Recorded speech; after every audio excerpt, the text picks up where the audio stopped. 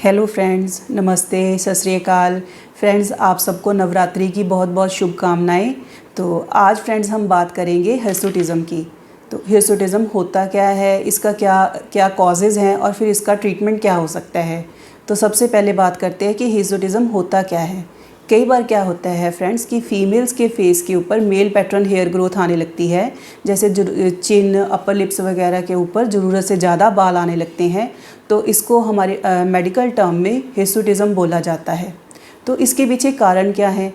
इसके पीछे कारण बहुत सारे हो सकते हैं, जैसे कि हार्मोनल इम्बैलेंस वगैरह, पीसीओडी या और कुछ टाइप की मेडिकेशंस वगैरह हो सकती हैं, या कुछ हद तक जेनेटिक्स भी इसके पीछे एक वजह हो सकती हैं। तो अब इसमें होता क्या है फ्रेंड्स, हार्मोनल इम्बैलेंस क्या है? तो क्या होता है कि कई बार लेडीज़ के अंदर जो मेल्स के हार्मोन होते हैं, जैसे कि टेस्टोस्टेरोन, एंड्रोजन्स वगैरह, वो ज़रूरत से ज़्यादा बनने लगते हैं। तो उस वजह से उनके भी मेल्स की तरह ही हेयर ग्रोथ होने लगती है। तो इसका हम अब ट्रीटमेंट क्या कर सकते हैं? तो ट्रीटमेंट फ्रेंड्स ये है, एक तो कुछ तो आपके हाथ में है, जैसे कि आप कुछ लाइफस्टाइल मॉडिफिकेशंस कर सकते हो। जैसे आप अपने डेली रूटीन में, अपनी लाइफ में एक्टिव रहिए, एक्सरसाइज करिए, योगा वगैरह करिए, अच्छी न्यूट्रिशियस डाइट लीजिए, स्ट्रेस एंजाइटी वगैरह से दूर रहिए और प्रॉपर स्लीप लीजिए। इसके अलावा अगर आपके अंदर कुछ हार्मोनल इम्बैलेंस डिटेक्ट होता है, वो तो टेस्ट वगैरह, हार्मोनल टेस्ट वगैरह करवाने के बाद ही पता चलता है। तो अगर ऐसा कुछ डिटेक्ट होता है तो उसके लिए आपको थोड़ी बहुत मेडिकेशन भी लेनी पड़ सकती है। तो वो जो हार्मोनल इम्बैलेंस है वो तो कुछ मेडिकेशन की लेके ही वो बैलेंस होगा, ठीक होगा। तो इसके अलावा अगर जो आपके फेस के ऊपर जो बाल आ चुके हैं, अब हम उनके ट्रीटमेंट की बात करते हैं फ्रेंड्स। तो उसके लिए जो लेज़र हेयर रिमूवल है वो सबसे बेस्ट ऑप्शन है, बहुत अच्छा विकल्प है।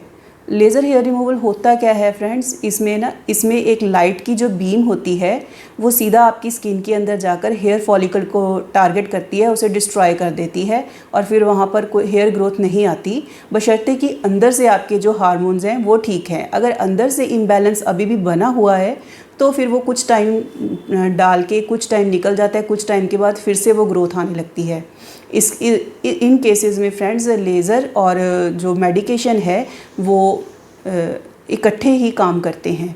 तो जैसे कि कॉमन मिथ है कि लेज़र हेयर रिमूवल से कैंसर हो सकता है या इससे स्किन डार्क हो सकती है, काली हो जाती है।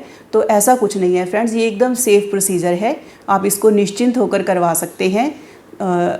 दूसरी बात ये है फ्रेंड्स कि कई बार क्या होता है कि ओल्ड एज की लेडीज़ में मीनोपॉज के बाद, जो 45 या 45 प्लस या 50 की एज में मीनोपॉज के बाद भी हमारी चिन पे वाइट हेयर्स आने लगते हैं।